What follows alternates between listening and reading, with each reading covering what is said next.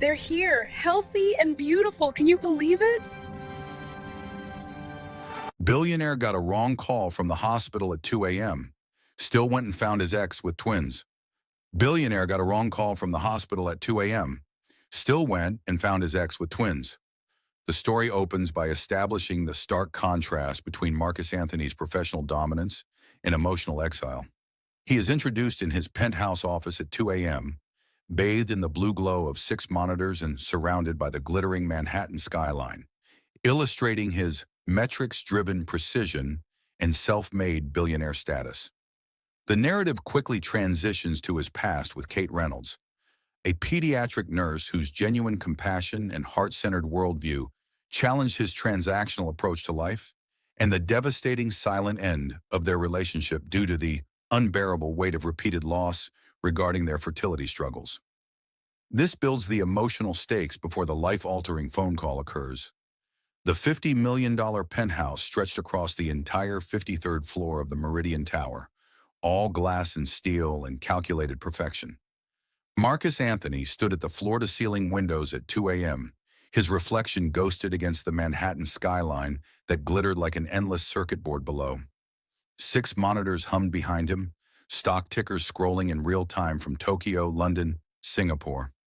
His white dress shirt was rolled to the elbows, his tie discarded hours ago, his dark hair still immaculate despite the hour. This was his sanctuary, his fortress, the place where he'd built an empire from nothing but code and determination, and the kind of hunger that only comes from growing up with absolutely nothing.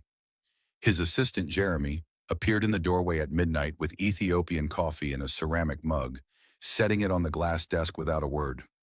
Jeremy never asked why Marcus worked 18-hour days. He'd been with him long enough to know that work wasn't just what Marcus did. It was who he was.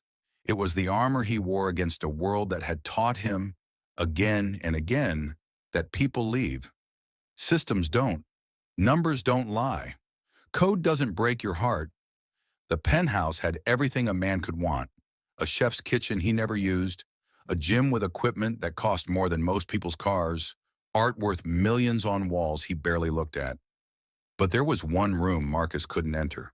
The master bedroom at the end of the hall remained closed, untouched since Kate Reynolds had walked out 8 months ago with 2 suitcases and eyes that wouldn't meet his. He slept on the leather couch in his office now, when he slept at all.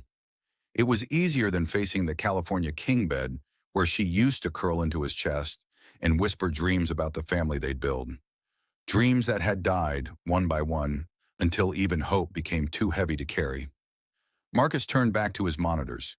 Apex Innovations' quarterly projections glowed in neat columns, success measured in billions, empty as the rest of it. 3 years ago, Marcus Anthony didn't believe in charity galas. He believed in ROI, market disruption, and the kind of ruthless efficiency that had taken him from a Brooklyn group home to the Forbes billionaire list before 40. But his PR team insisted that sponsoring the Children's Hospital Foundation Gala would humanize the brand. So he showed up in a Tom Ford tuxedo, wrote a check with too many zeros, and planned to leave before dinner. Then he saw her. Kate Reynolds wore scrubs under a borrowed evening dress, her warm brown skin glowing in the ballroom lights, her natural hair pulled into a bun that was already coming loose. She knelt beside a little girl with an IV port in her arm, talking to the child about the fish tank in the corner, with such genuine delight that the girl forgot she was sick. Kate wasn't there for the gala. She'd come straight from her shift in the pediatric ward, still wearing her ID badge, because one of her patients wanted to see the fancy party. Marcus watched her for 20 minutes before he approached. When she finally stood, brushing off her borrowed dress, their eyes met across the ballroom. Hers were questioning, intelligent, unimpressed by the tuxedos and champagne. His were calculating, curious, unused to meeting someone who looked at him and saw a man instead of a net worth. "You work here?" he asked, nodding toward her hospital badge. "Pediatric oncology," she replied. "You sponsor here?" "Apparently." He extended his hand. "Marcus Anthony. I know who you are." She shook his hand firmly, her palm warm and calloused from long shifts. "Kate Reynolds. Your donation will buy 3 new chemo chairs and fund a year of art therapy." "Thank you." It was the most transactional romantic beginning imaginable. And yet, there was something about the way she thanked him, not for his generosity, but for the specific, tangible good it would do, that cracked something open in his chest. She didn't care about his money.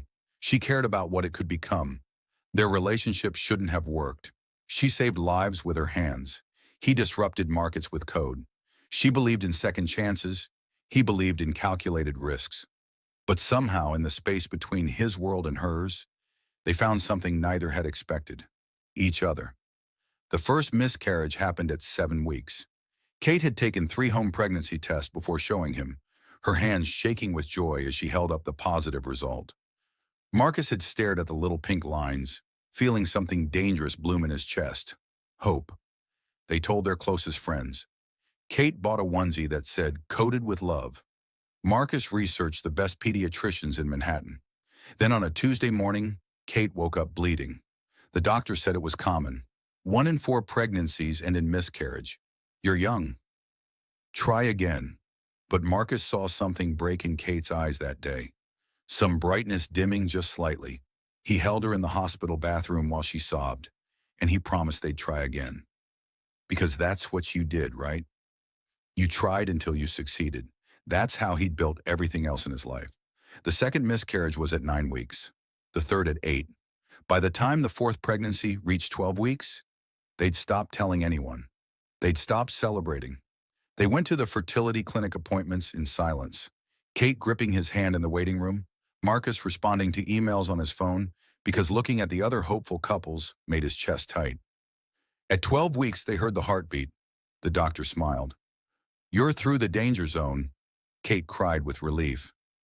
Marcus let himself believe, just for a moment, that maybe this time would be different. 3 days later, Kate called him from the bathroom floor of their penthouse. "Marcus, something's wrong."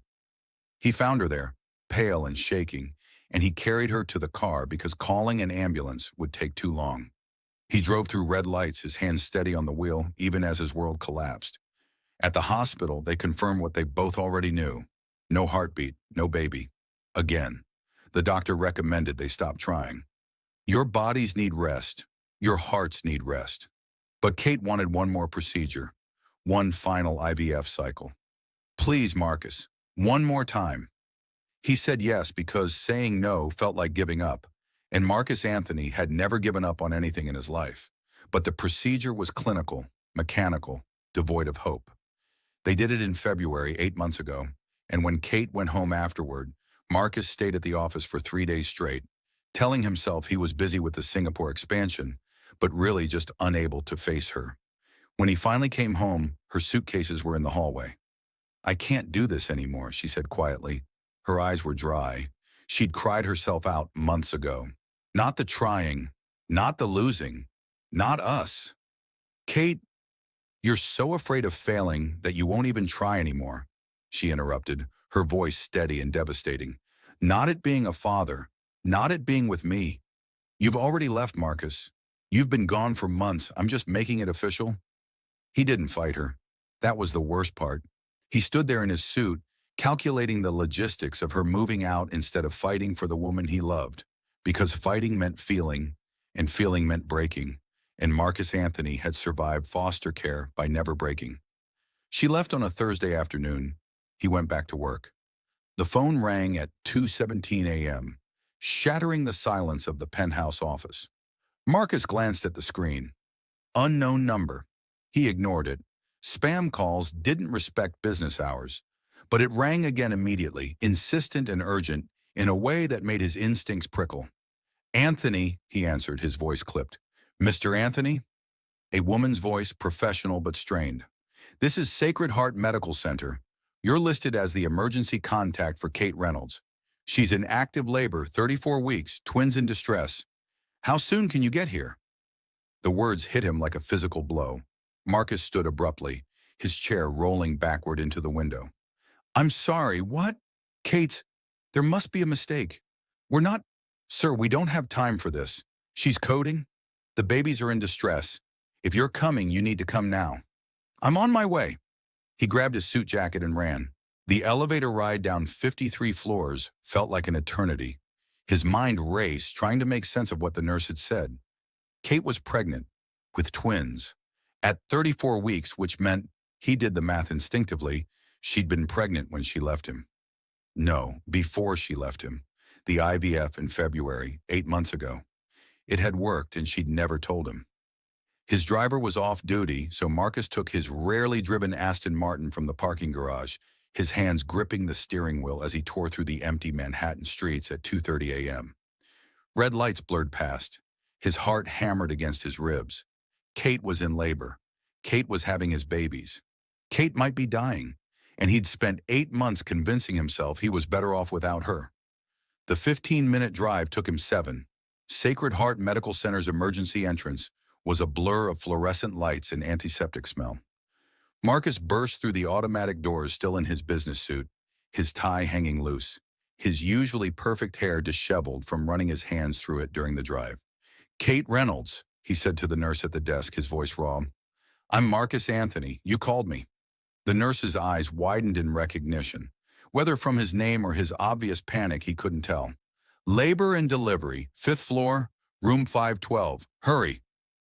He didn't wait for the elevator. He took the stairs 2 at a time, his dress shoes echoing in the concrete stairwell, his breath coming hard not from exertion, but from the sheer terror flooding his system.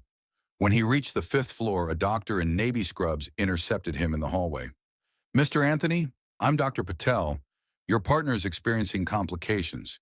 Preeclampsia, elevated blood pressure. We need to deliver now via emergency C-section. We need your consent." "Whatever she needs," Marcus cut him off. "Whatever keeps her safe. The babies are premature.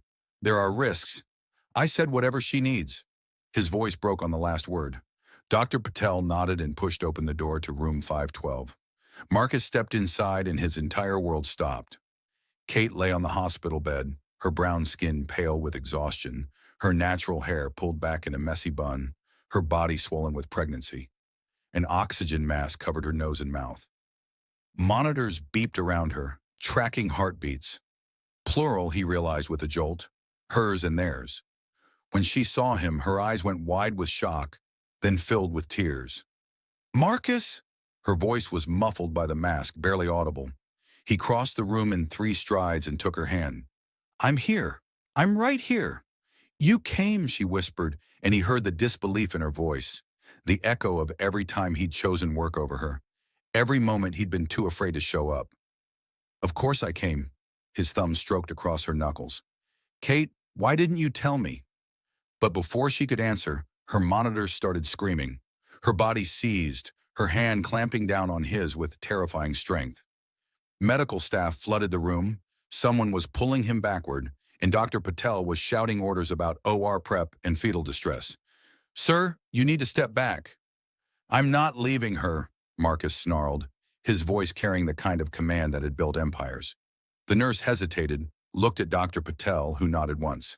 "Then scrub in, fast." They rushed Kate toward the operating room, and Marcus followed, his hand never leaving hers. The operating room was controlled chaos. Bright lights, sterile blue drapes, a team of 7 medical professionals moving with choreographed precision. Marcus stood at Kate's head, still in his hastily donned surgical gown, his hand gripping hers as Dr. Patel made the first incision. "Talk to her," a nurse instructed quietly. "Keep her calm." But what could he say? "I'm sorry I wasn't there. I'm sorry you went through this alone. I'm sorry I was too broken to fight for us." The words caught in his throat, so instead he just held her hand and stroked her forehead and stayed. "First baby is crowning," Dr. Patel announced. "Good size for 34 weeks. Here we go." The first cry split the air. Tiny, indignant, achingly alive. Marcus felt something crack wide open in his chest, something he'd kept locked and armored for 42 years. That was his son, his child, a person who hadn't existed in his world 3 hours ago and was now the center of it. "Baby A, male, 4 pounds, 3 ounces, a nurse called out. "NICU team standing by." "Second baby, breech position," Dr. Patel said, his voice tightening. "Come on, little one, work with me." The seconds stretched into an eternity. Kate's hand went rigid in Marcus's grip. He leaned down, his lips close to her ear. You're doing amazing. You're so strong. Just a little more. Then finally, another cry. Weaker than the first, but there. Baby B, male, 3 pounds 11 ounces, respiratory distress. NICU now. The room erupted into movement. Both babies were whisked away to incubators before Marcus could even see their faces. He caught glimpses, impossibly small bodies, dark hair, brown skin, tiny fists waving. Then they were gone, surrounded by medical teams, and he was left standing there holding Kate's hand while they stitched her back together. They're going to be okay, he told her, though he had no idea if it was true. They're fighters, like their mother. Kate's eyes were glazed with medication, but she managed to squeeze his hand. Like their father, too, she whispered. The NICU was a room of plastic boxes and beeping machines, and parents trying not to fall apart. Marcus stood at the window of Isolette 7, staring at the two impossibly tiny humans inside. Baby A and Baby B, the labels read, because they didn't have names yet, because Kate had been planning to do this alone. They were so small. Baby A, the bigger one, relatively speaking, wore a knit cap that kept sliding over his eyes. Baby B had more wires attached to him, a breathing tube helping his underdeveloped lungs. Both had Kate's nose, Marcus's strong jawline already visible even in their infant faces. They were perfect and terrifying in his. They're beautiful, aren't they? Marcus turned to find a NICU nurse beside him, her name tag reading Sandra. She smiled gently. First time in the NICU? First time being a father, he admitted, his voice raw. I didn't know they existed until 2 hours ago. Sandra's expression softened with understanding. Well, you're here now. That's what matters. They're stable, strong for 34 weeks. Baby B is on a little respiratory support, but that's normal. Baby A is a fighter, already trying to pull his feeding tube out. She chuckled. They'll be here a few weeks, but barring complications, they should be fine. Barring complications. Should be fine. The words of someone who knew that in the NICU, nothing was guaranteed. Marcus pressed his palm against the plastic isolette, as close as he could get to touching his sons. Can I hold them? Not yet. They need to stabilize first. But you can talk to them. They know your voice, you know. They've been hearing you through Kate's belly for months. Except they hadn't, because he hadn't been there. Kate had gone through 8 months of pregnancy alone. Every doctor's appointment, every kick, every fear about these babies arriving too early. She'd felt them grow inside her while he'd been in Singapore negotiating deals. Hey, he whispered to the isolettes, feeling ridiculous and desperate. Hey guys, I'm Marcus, your dad. I'm sorry I'm late. I'm sorry I didn't know. But I'm here now. I'm not going anywhere. Baby A's tiny hand twitched.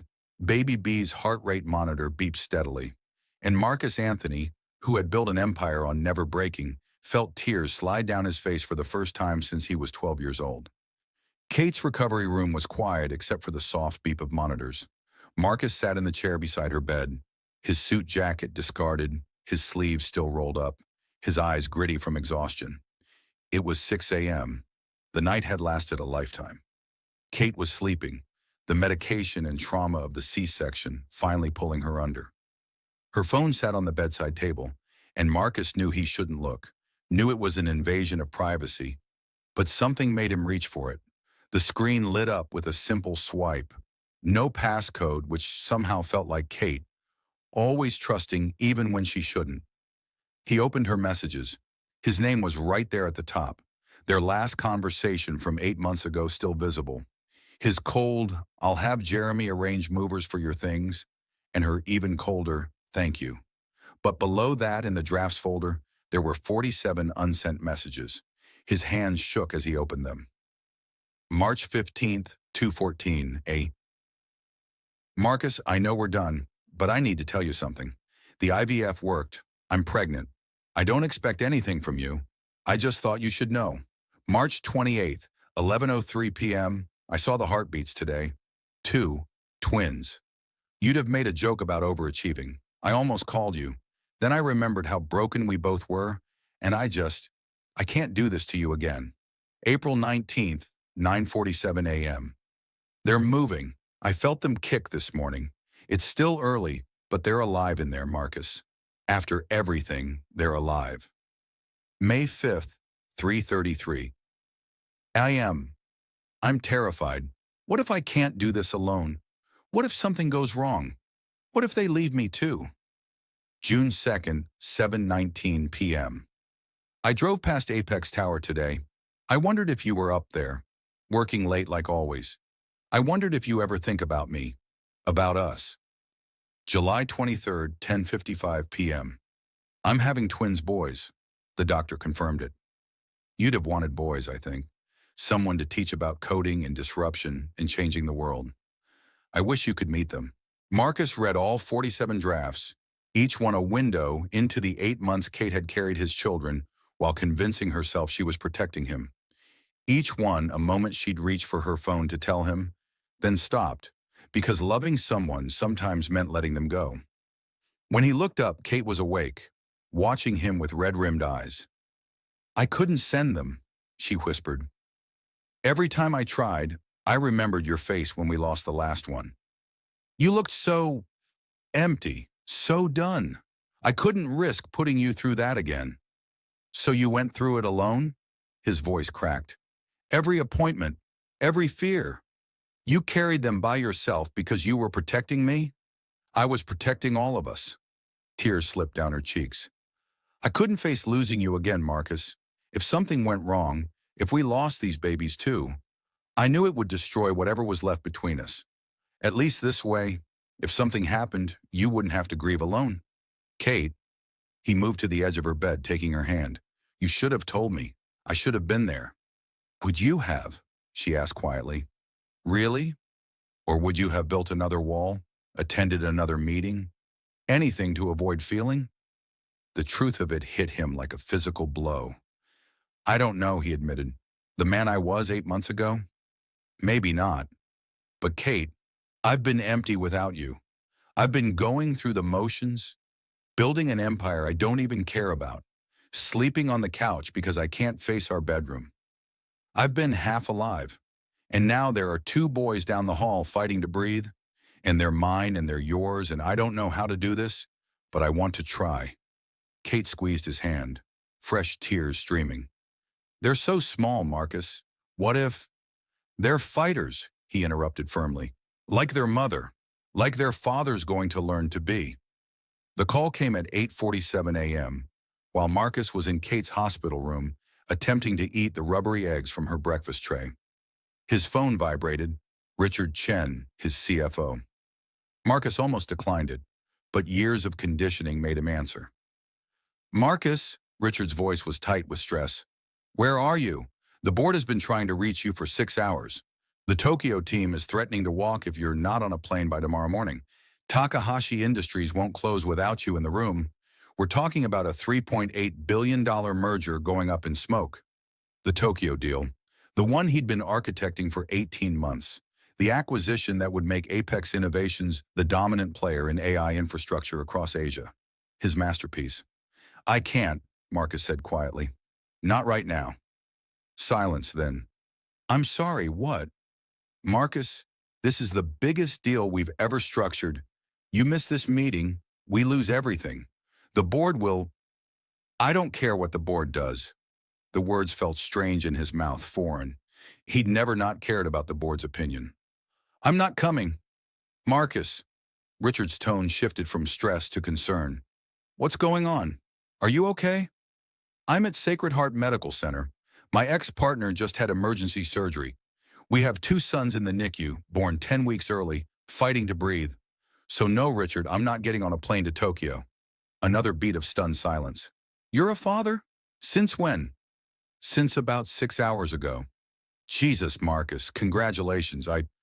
Okay, let me talk to the board. Maybe we can reschedule. No. Marcus looked at Kate, who was pretending not to listen while obviously listening. Don't reschedule. Let it go. Let it go? Richard's voice rose an octave. Marcus, this is a $3.8 billion... I heard you the first time. I'm saying no. He ended the call and turned off his phone. Kate stared at him, her eyes wide. Marcus, you just walked away from $3.8 billion. I walked away from a lot more than that when I let you leave 8 months ago, he replied. I'm not making that mistake again. You built this, she insisted. Apex is your whole life. You can't just, it was my whole life, he corrected. Past tense, my whole life is down the hall in 2 plastic boxes, learning how to breathe. My whole life is in this hospital bed, recovering from surgery because I wasn't there when you needed me. Everything else is just numbers on a screen. Kate's expression crumbled. You don't mean that. You'll resent me. You'll resent them. You'll wake up in 5 years and realize you gave up your empire for babies who scream at 3 a.m. And you'll hate us for it. Marcus moved closer, taking both her hands in his. Kate, I grew up in foster care. I bounced between 12 different homes before I aged out at 18. You know what I learned? That the people who stay, who choose you even when it's hard, even when it costs them something, those are the only people who matter. I've spent my whole life building something that can't leave me. But I was wrong. Things leave. Companies fail. Empires crumble. People stay, if they want to. And you want to stay? Her voice was small, fragile with hope. I want to stay, he confirmed. If you'll let me. I want to hold our sons when they finally come home. I want to be there at 3 a.m. when they scream. I want to mess this up and try again and mess it up differently. I want to be their father, and I want to be whatever you'll let me be to you. Kate pulled him down into a kiss that tasted like tears and antiseptic and second chances. You idiot, she whispered against his mouth. You beautiful, stubborn idiot. Is that a yes? That's a we'll see, but it's a start. The NICU at 3:17 a.m. 3 days later was dim and quiet except for the symphony of machines keeping premature babies alive. Marcus sat in a rocking chair between two isolettes, wearing scrubs because the nurse said his Tom Ford suits weren't NICU appropriate, with a twin in each arm. Baby A, who they'd named Elijah Marcus Anthony, weighed 4 pounds 6 ounces now, gaining steadily. Baby B, Micah James Anthony, was up to 4 pounds even, his breathing tube removed just hours ago. Both were wrapped in hospital blankets, their tiny bodies warm and solid against Marcus's chest. Your mom's asleep, Marcus murmured to them, his voice low. She needs rest. She's been through hell for you two. 8 months of growing you, of being scared, of doing this alone because I was too broken to see what mattered. But that's over now. Elijah made a small sound, something between a whimper and a sigh. Micah's tiny fist closed around Marcus's pinky finger with surprising strength. Here's what I need you to know, Marcus continued, rocking gently. I'm new at this. I'm going to mess up. I'm going to be awkward and overprotective and probably helicopter parent you into therapy. But I'm staying. When I was your age, I was in the system. Nobody chose me. But you're stuck with me. I'm choosing you every single day for the rest of my life. His phone, turned back on but permanently silenced, sat on the table beside him. 47 missed calls from the board, 63 emails about the Tokyo deal collapsing, 3 resignation threats from board members, 1 terse message from Richard. Board meeting in 1 hour. They're calling for your removal as CEO. You need to be here. Marcus didn't move. At 4 a.m., he video called into the board meeting from the NICU, his face on their conference room screen, a sleeping baby visible in each arm. Gentlemen, he said calmly, I assume you've heard about the Tokyo situation. Marcus, his board chairman, Gregory Winters, looked apoplectic. This is unacceptable. You torpedoed the biggest deal in company history for my sons, Marcus interrupted. Elijah and Micah, born 10 weeks premature. They're 3 days old, and they need their father. We need our CEO, another board member shouted. Then you're in luck, Marcus replied evenly. Because effective immediately, I'm appointing Jennifer Rodriguez as acting CEO. Full executive authority. She's been my COO for 6 years. She knows the company better than anyone except me. She'll run Apex while I'm on paternity leave. Paternity leave? Gregory sputtered. For how long? 6 months, minimum. The conference room erupted, voices overlapping, shock and outrage and disbelief. Marcus waited until they exhausted themselves into silence. Here's what you don't understand, he said quietly. I built Apex because I had nothing else. I coded my first app when I was 14 because it was the only thing I could control in a world that kept taking everything from me. I made billions because success was measurable, quantifiable, safe. But these babies? They're none of those things. They're terrifying and messy and completely out of my control. And they're the most important thing I will ever do. Marcus, I'm not asking permission, he continued. Jennifer has my voting shares in proxy. If you want to remove me from the board, go ahead. But Apex Innovations will be fine without me in the daily operations. My sons won't be. He ended the call. Kate appeared in the doorway of the NICU, moving slowly but determinedly despite the C-section recovery. She'd watched the entire meeting from the hallway. You just walked away from your company, she said. I walked toward my family, he corrected. There's a difference. She crossed to him, placing her hand on his shoulder as they both looked down at their sleeping sons. If that's okay with you. We can change. They're perfect, she interrupted. The names are perfect. They stood there in the pre-dawn quiet, a makeshift family learning how to exist together. Marcus looked at Kate, at the woman who'd carried his children through fear and isolation and chose to protect him even at the cost of her own pain. I love you, he said. The words felt rusty, and used for too long. I should have said it 8 months ago. I should have said it 3 years ago. I should have said it every single day. I love you, Kate Reynolds. And I'm sorry I forgot how to show it. Kate's eyes filled with tears. I love you too. I never stopped. Even when I left. Even when I was furious with you.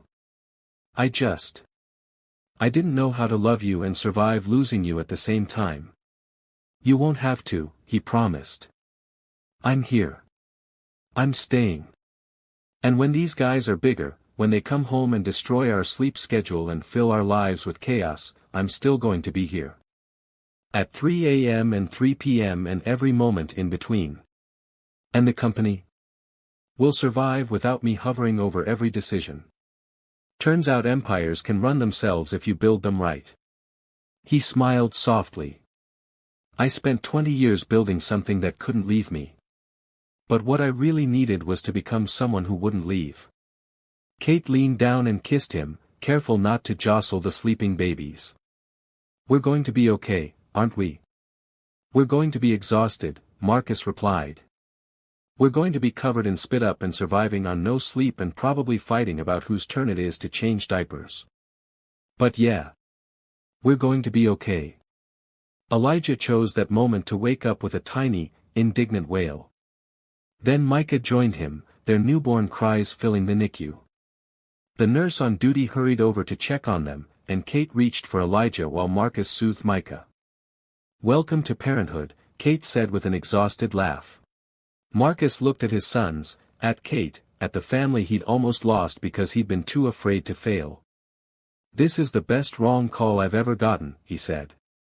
And for the first time in his life, success wasn't measured in billions. It was measured in ounces gained, in breaths taken without assistance, in the weight of 2 tiny boys who needed him to be more than a billionaire. They needed him to be their father. Marcus Anthony, who had built an empire to prove he mattered, finally understood, he'd mattered all along. He just needed to show up. I'm here, he whispered to his sons, to Kate, to himself. I'm staying. And I'm never leaving again.